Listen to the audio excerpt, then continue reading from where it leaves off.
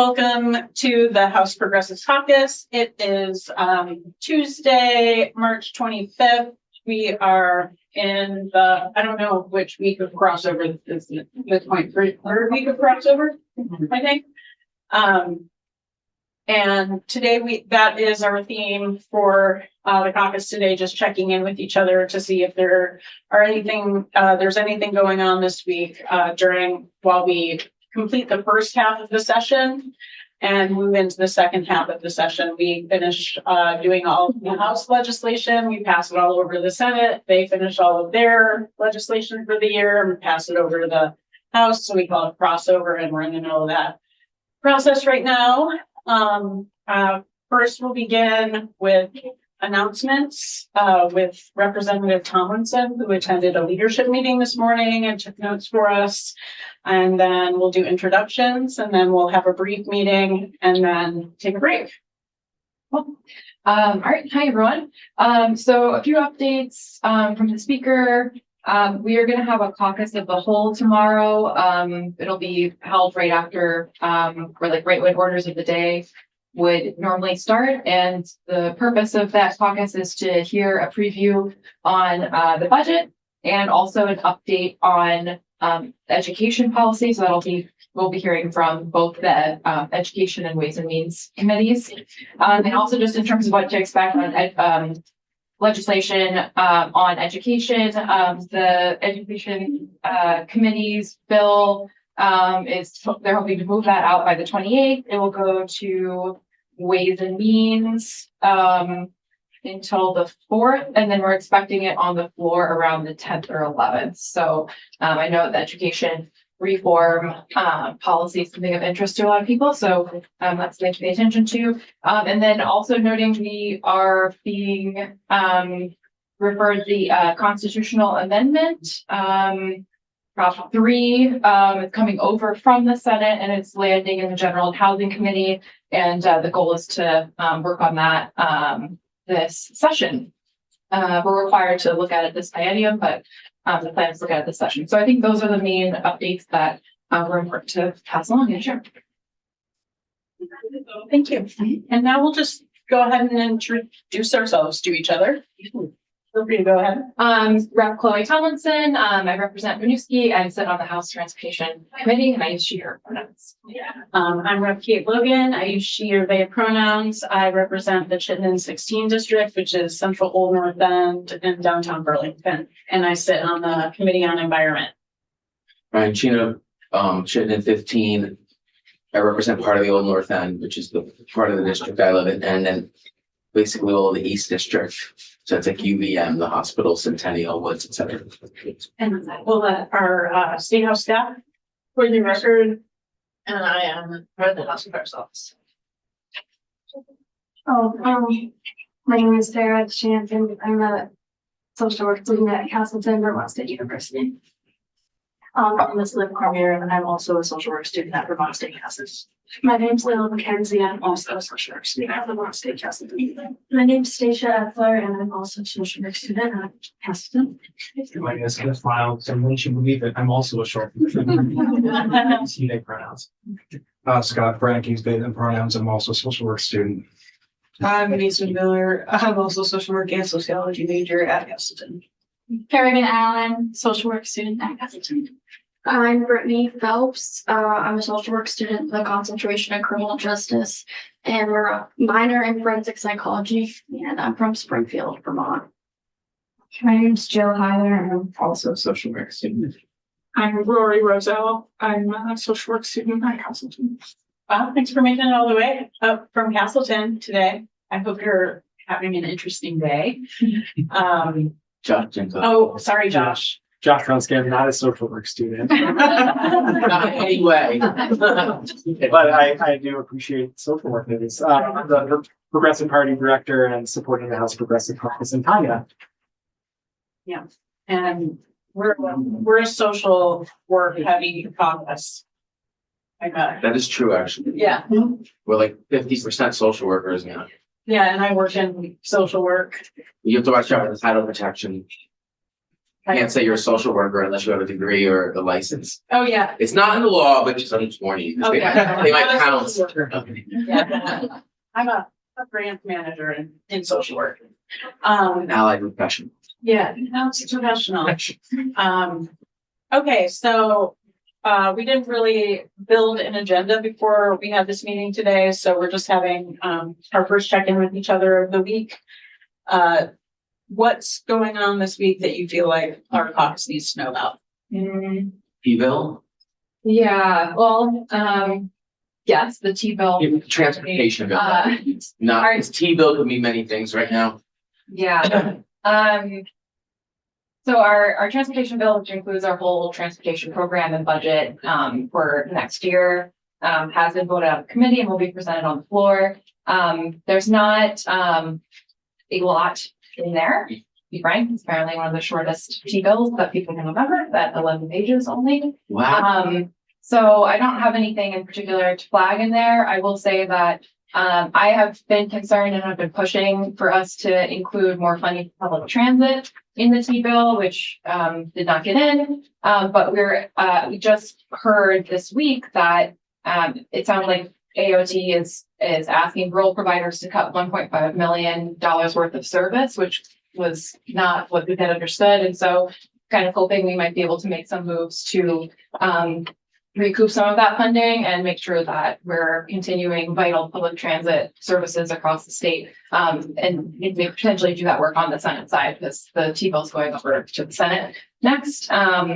We're receiving the DMV bill from the Senate side, which is all of our programming and policy related to the DMV. And there's one particular aspect that I'm hoping to work on. I don't know if it'll be this week or in the future, but there's a few provisions that some of them are coming from the Senate, some need to be added around allowing people to get documentation that will be effectively stable through this current presidential administration that correctly has their self-attested gender markers and that adheres to our current policies, which allow folks who sort of regardless of immigration status to get access to certain types of documentation. So essentially what we're looking at is allowing people to renew their ID, even if it's not up for renewal, and to extend the renewal period from the current options, which are 2 or 4 years, to 8 years, so that people could sort of get their ID, set with their the gender markers that they self-attest to, and have that in place for 8 years, so whether certain time period. So I'm hoping to put in some work to make sure that we can get that in place in the DMV bill. And I don't know if that's happening this week, but I've sent folks information to try to bring in the appropriate testimony that we need in order to build the case for those provisions in the DMV bill. Can you explain what is going on with the mileage-based user fee for electric vehicles at this point? Sure. So it's way be taking several steps back of context. Our transportation fund is built off of revenue generated from transportation related sources. So the biggest source is the gas tax. There's a federal and a state gas tax. In Vermont and across the country, we're seeing a decline in the revenue for transportation as people are driving more fuel efficient cars, hybrids, et cetera, and transitioning to EV. Then in Vermont, we've made it an intentional part of our strategy to try to move a larger percentage of cars on the road to EVs, which aren't using any gas at all. And so that's a great thing. But on the flip side, in terms of revenue, we're seeing stagnation and starting to decline in our revenue that we use for everything transportation related, from public transit to paving the roads, building bridges, et cetera. And so there's been a conversation for several years now. What do we do to address that declining revenue? And the first step that we're looking at is trying to create a sort of parallel to the gas tax for EV drivers, which is called a mileage-based user fee. So what it's trying to do is come up with, how many miles have you driven in the past year in your vehicle, and then charge like the equivalent amount that you would have paid a gas tax on the EV. So it's sort of trying to recoup that that funding from the principle that sort of if you're using the roads, we're asking folks to contribute to the transportation fund and to come up with a comparable way of generating that revenue for EVs. So it would just apply at this time to EVs and maybe plug-in EVs. I need to confirm that. Not to any other vehicles. And what's in the T-bill is not the implementation of this fee, but the money that's needed to develop the plan to implement the fee so that we could be ready to implement it in 2026. So it doesn't design any of the specifics of how much is being charged or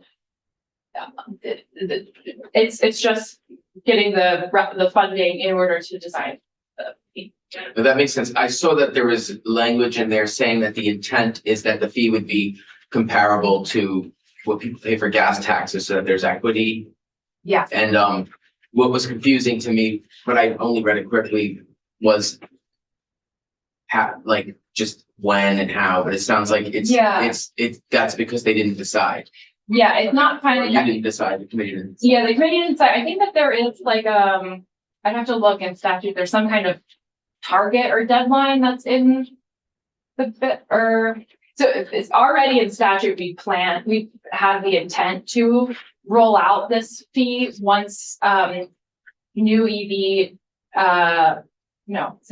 new EV purchases made up 14% of purchases in the state, which we're almost at the cusp of that. So we were supposed to be implementing this, but there's not a set in stone timeline for when it would be rolled out. That would be a part of the process of defining the fee. Well, I don't want to take up more time on it. I do have more questions about it, but I think it's okay if you ask your question. well, because I have a constituent really concerned about this issue of he's a DoorDash or something. I don't know if it's Uber Eats. Sorry if you're watching. It's like Uber Eats or DoorDash. He's like a whatever that's called, like a food delivery service deployed by artificial intelligence on a phone and a driver. And he says that he has to keep he's supposed to keep a mileage log, but that there's people who come to Vermont and drive on our roads and they drive a lot if they're driving across Vermont and all that mileage. And I think he has to count his mileage out of state even or something. I've heard he had concerns about that logging mileage is not a fair way because the rest of us don't do that with gas vehicles. And so he was saying there's no reason why the state couldn't just focus on the charging stations having a fee on the electricity. So we don't have to resolve this now, but I'll read it more carefully, but it sounds like it's still possible people are going to have to keep complicated logs. So people wouldn't have to keep any logs. This is a part of our, because we The have apps make you keep them, the apps. well, yeah, I don't know about DoorDash, but for the state, you would have to, it would be a part of the annual inspection process because we have required annual inspections. They would take your mileage. That's the log. I suppose. So it's not the individual keeping a log. It's there wouldn't. I guess I'm not sure what additional administrative things an individual needs to, but my understanding is that data would be taken at the time of the inspection. Yes, I still think that it doesn't fix his concern, which is if they're just saying you put 10,000 miles on your car this year, you're paying this fee. Mm-hmm. We're not looking at how much of that was in state or out of state. How much was on a town road versus a state road versus a federal highway. Yeah. And so his suggestion is we just charge at the pump, so to speak, like we do with gas, and that it is done in other places. And what I heard was that it's expensive to set that kind of infrastructure up, and that's why we haven't done it yet. But I don't know if that. Yeah, there's been studies, and I don't think it's been at the level of EV adoption that we have currently that it's cost effective, and it wouldn't account for people who are charging at home.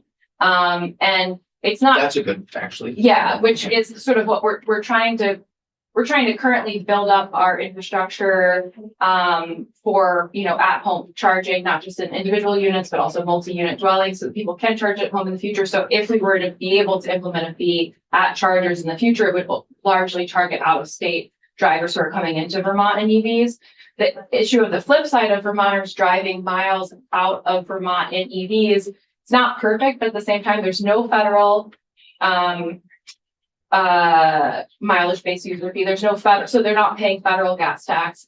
I don't think, I need to check this, but I don't think many, if any states have charges at public charging stations. So they're not paying some other states fee. So it's not perfect, but they're, already EVs are not, paying the same level or close to the same level of taxes or fees to the federal or state governments that gas. So that's helpful. I mean, I think just even the point that if someone has a charging station at home, then we're not getting anything is enough to say that just having it at the charging station currently works. So it sounds like it's imperfect, but Yeah. the committee's doing what they can, and that intent language says that we're looking to make it equitable. So hopefully all the other stuff that is being invested in to create a system will make it equitable. Yeah, hopefully so, but it's helpful to have this feedback of different cases, and it's something that I think we need to make sure AOT is thinking about and considering as they go through the work of like designing more of the details of how the fee would be administered. Hopefully they have lots of public comments. People can come say how they feel. And I did give your email to the constituents, so you might hear from him. Great. There were things I wanted to just flag without getting into a big discussion, but I'm not trying to stifle discussion if people have questions. Can I share them now? Yeah. I just have to go back to the calendar.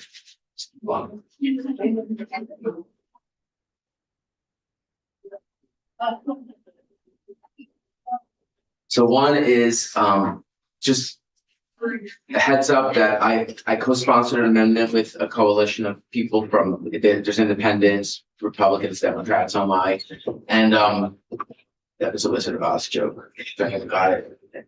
Does anyone even know Wizard of Oz? And it provides a tax exemption for veterans and for military retirement. That 47 other states do some form of this. And so I don't want to get into all the details right now, but if people would just seriously consider it, but I don't expect everyone to support it necessarily, because I don't think the committee's going to, although the bill got sent back to committee today. They got recommitted to the committee, so I don't know what that means. It could mean that there's more they're looking at in the bill besides that, or I don't know. I think that means that it isn't gonna make crossover. The bill isn't. Yeah. If they recommit it to the committee, But it made it to the floor already, so it made it crossover. but if it gets recommitted to the committee, I think it doesn't make crossover. I think the only way it makes crossover is if it gets reported to the floor and then there maybe like you can amend the bill, but you can't if you recommit it to the committee. Okay, I'm not sure about that, and so we can ask. Yeah. I thought that once a bill is voted out of committee, that's the deadline. I don't know if you know, is it? I don't. That's all, No. yeah. But whatever the case may be, like when I saw that happen, I was like, what is this about? Because when you recommit a bill, it's more than amending it. It means Yeah. like it could be reopened, or they could be like, we're sending it here to die. And we're gonna do what we want another way to circumvent this amendment. And if that's the case, that is concerning to me, that they would avoid an amendment because the bill that it's based on has 75 co-sponsors, which means Yeah, we probably would pass it. yeah. So anyway, I just want to flag that if it does come to the floor, seriously consider it. If you don't support it, I won't be mad. But that's one thing. And then the second thing is, Well, please let us know what you find out. yeah, well, I'm gonna ask now about, I want to know about the crossover deadline, just so I know. It's, I thought I know, but then when you said that, I'm like, I don't know everything, so I'll confirm it. The other thing was this, just, it's not a bad thing, just the opioid abatement special fund that this involves investing the money that we got from the pharmaceutical industry for causing, or maybe not causing, because opium's been around, like the universe gave us opium, but but pharmaceutical industry exploited that plant medicine and then created this current epidemic, which is now polysubstance pandemic. So we've got this money and these are investments, if you keep the bill, in a lot of different good things. And so I just wanted to flag it for people that I don't think there's going to be any controversy about it, but it's a big deal if you look at what we're investing in with this money, and I'm probably going to say something about it. So don't be, it's not a bad thing. I don't think everyone knows this yet either. I got chosen to be an opioid policy fellow by the National Conference of State Legislatures. And so there's three areas I'm focusing on. One is supportive housing. Another is, my God, why can't I just say that? I've been supportive. One is supportive housing. It's because the big one is, I'm trying not to say next, is getting in the way of my dream. Yeah. So maybe I should just say it. Okay, so I remember what the other one was. This is what happens when you don't eat for 6 hours and need to eat. Contingency management or motivational incentives is an approach to treatment where that is in this bill. So that was exciting. Another thing is supportive housing is in this bill. What's not in this bill is psychedelic assisted treatment. So, but I just wanted to flag it for people that it's a big deal because we are in such a crisis and we need to be spending money on these kinds of things. So that's all. I just wanted to, it's a bill of interest. I didn't read the housing bill yet. I don't know if anyone else did. Yeah. I see it's on here. The housing committee bill? Yeah, I read it before it was done and I was kind of Yeah, this is not fancy or, it's just more of the same. yeah. Whereas the opioid abatement, when you read that, it's going down a different road. This idea of investing in supportive housing for people with addiction versus just let's build, more developments and try to and give the developer a break so that they can lower the price for people. So. Yeah, we're gonna be doing minor tweaks around the edges on housing. Yes, exactly. Yeah. I was underwhelmed. So. Yeah, I mean, the thing we need most is money. And I guess more creative housing solutions, but I do think that at the local level, some of the work that we did around regulation means that communities can be more creative about the housing that they plan. You're talking about in your committee environment? Yeah, from last session. Yeah. But the housing bill is, just kind of nibbling at the edges of our housing crisis. Along those lines, the thing that I'm really focused on right now is the path for the Budget Adjustment Act, H 489. My committee, you saw what's coming out of my committee today. I reported out on the floor. That was our most complicated bill. And it's done, basically. It seems like it's gonna pass, which is good. So H 489 is the Budget Adjustment Act. Folks here are really familiar with it already, but this is sort of the big issue that we're facing right now. I don't know if you are familiar with the motel program and the issue that we keep having every several months with the governor wanting to kick hundreds of people out of the motel program. He wants it, we're there again in a week. There will be a very, very, very large wave of evictions that will start. We expect over 6 weeks from April 1, 6 weeks onward, there will be 1,802 adults and 491 children evicted from the motel program and won't be re-eligible again until July 1st. And the categories of folks who are eligible for the motel program are families with children, people with disabilities, people fleeing domestic violence, people who are over the age of 65, people who've been evicted for no cause. So those are the kinds of people that can't find shelter or other housing in their community. And so they've called the Economic Services Division and they've gotten a motel room. And in order to get a budget passed with the governor last year, we had to set an 80-day cap on the number of days that a person can stay in the motel. And right now, Everybody's reaching their 80 days. And so that's, a lot of people to force into unsheltered homelessness all at once. I think the most we've done in a few week periods, like 400 so far. Last year, there were, I don't know, 16 families with children that got exited in September, and the governor ended up spending $3 million to provide shelter for those families. It will cost us, we actually have surplus in the budget for that program this year, so it will literally cost us nothing to keep these people in the motel program through the end of June. And he's saying that he's gonna say no. So that's what I'm focused on. I'm mostly focused on coordinating external to the State House, like with grassroots organizations to try to mobilize people to call the governor, because he's just gonna have to change his mind. We can't force him to do anything. We don't have a veto override, but we don't have a super majority in the Senate or in the House. So it's like everybody's fate is in the hands of the governor. So I'm just trying to encourage people to call the governor's office. I did hear back from people who were calling the governor's office yesterday that his staff are arguing with people when they call. Yeah. So yeah, one of the response people are getting is the governor is saying, oh, well, I tried to compromise with the legislature. So I'll just tell you about the two compromises that were offered. The first one was that the governor would give so originally we were asking for $1.8 million. We thought we weren't going to have enough to keep everybody in the motel program. We've since realized we have a budget surplus. We don't need $1.8 million. Originally, the governor offered $2.1 million, and he was going to distribute that to all the municipalities where there's an AHS district office so that they could take over administration of the motel program for everybody who's used up their 80 days already, right? So you'd have the state administering people up to 80 days and during the winter.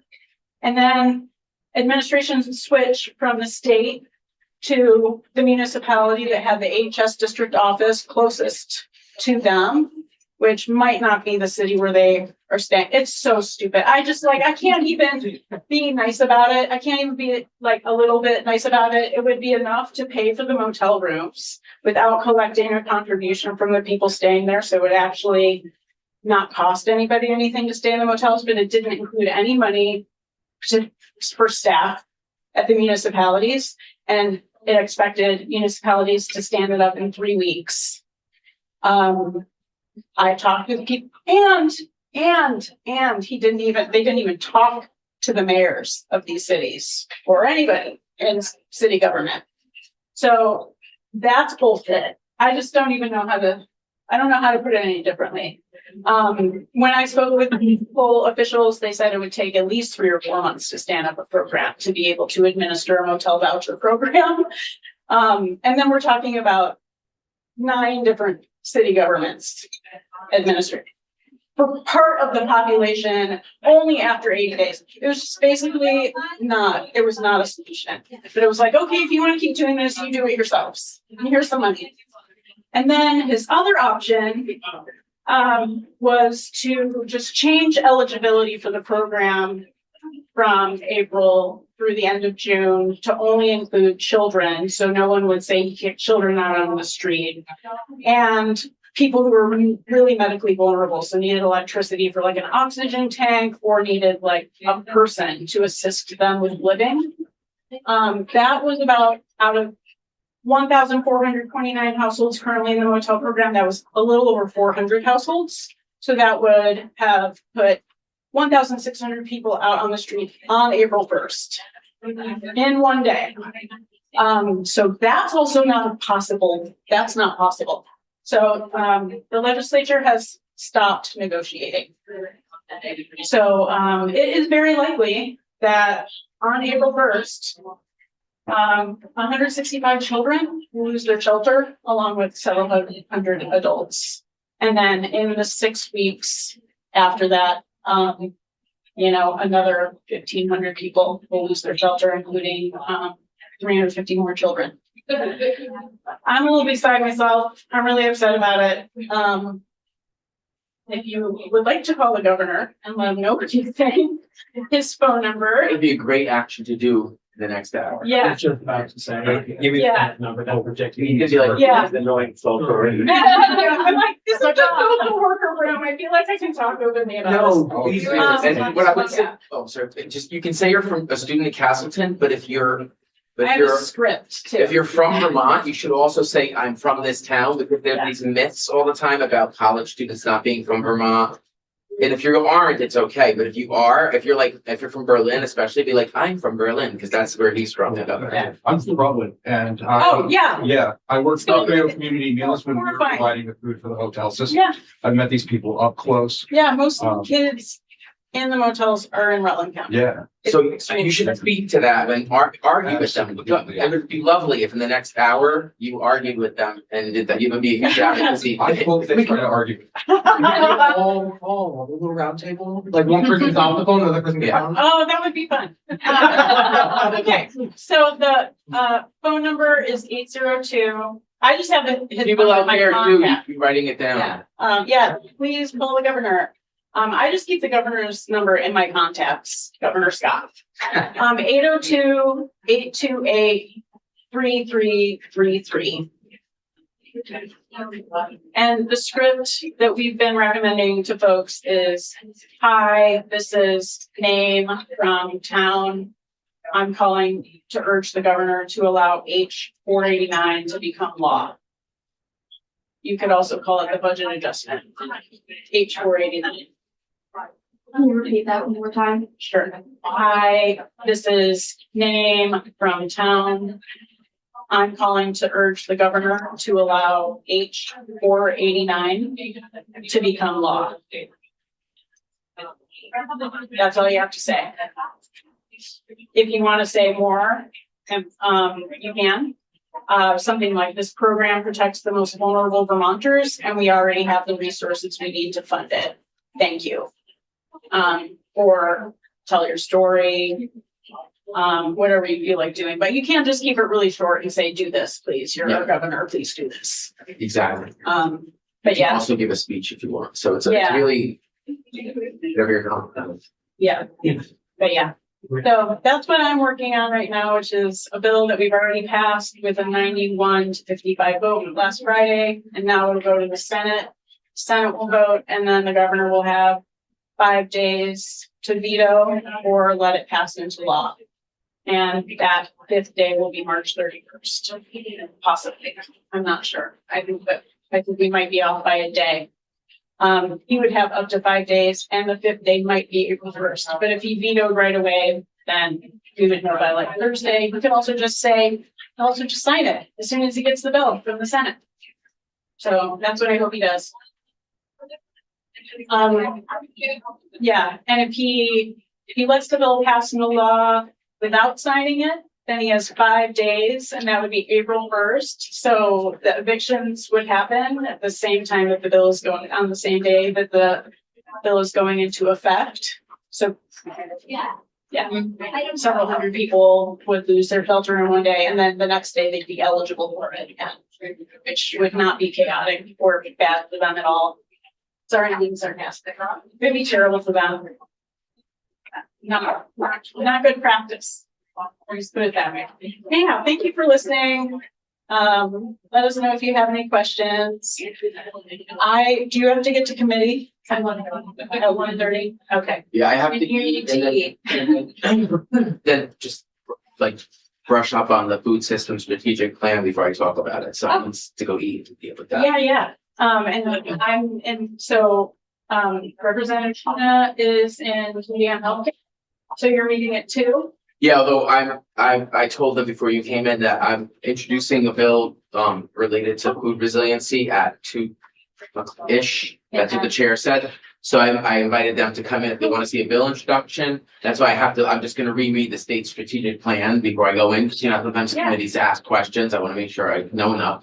But that being said, then when I finish there, so that's gonna be at the end of the hall. Then I'm going into the room here for healthcare. And we're hearing about today, our topic is, hold on. Private equity. Ew. Okay, but however, that's at 2:20. At 3:30, we have intellectual and developmental disabilities advocacy. So what I would recommend is if you want to talk about food after, I eat, you can come to agriculture, and then you might want to check out some other rooms or wander or whatever. But if you want to come for that 3:30, and I don't know if you want to say what's happening in your committees, and then I can go. So Committee on Environment, we're talking about fluoride contamination reduction. Basically, there's too much fluoride in the salt that we put on roads, and it's going to eventually require us to take some drastic action if we don't do something smaller right now. So that's what that's about. At 2 p.m. 3 p.m. Our committee is going to be talking about reintroducing cougars to Vermont.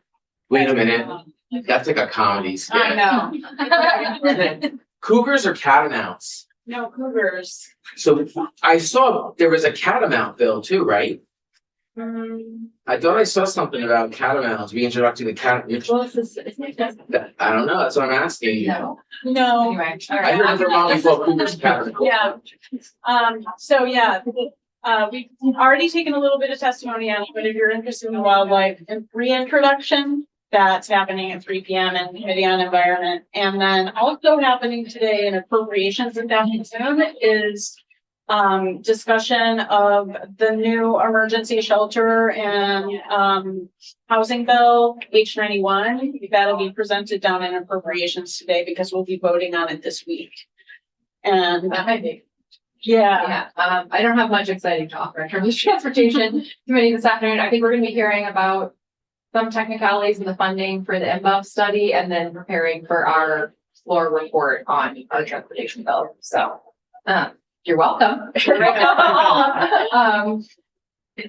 Oh, yeah, and House Committee on Environment is in a conference room that's like at the back of the cafeteria with glass walls that look out into Hubbard Park. So that's where you can find us. Not easy to find. Do you ever hear people or see people in the woods there from your committee? Yes. Because at night, my park, I hear people crying in the woods. It's so Oh, sad and that I screaming and never stuff. heard. That I Yeah, never like when it's cold, because Yeah. there's like homeless people sleeping right behind the stage. Wow. It's like really, really messed up that, they're right there and no one makes an effort to include them. Yeah. I'm gonna send you all an email right now that's drafted. Great. Our comms committee. Awesome. It's kind of bigger picture stuff. Great. There's a life component as well, so Okay. take a look and let me know if you think it's like really out of bounds or whatever. Sounds good. All right, Great. thanks, Thanks so much for being here.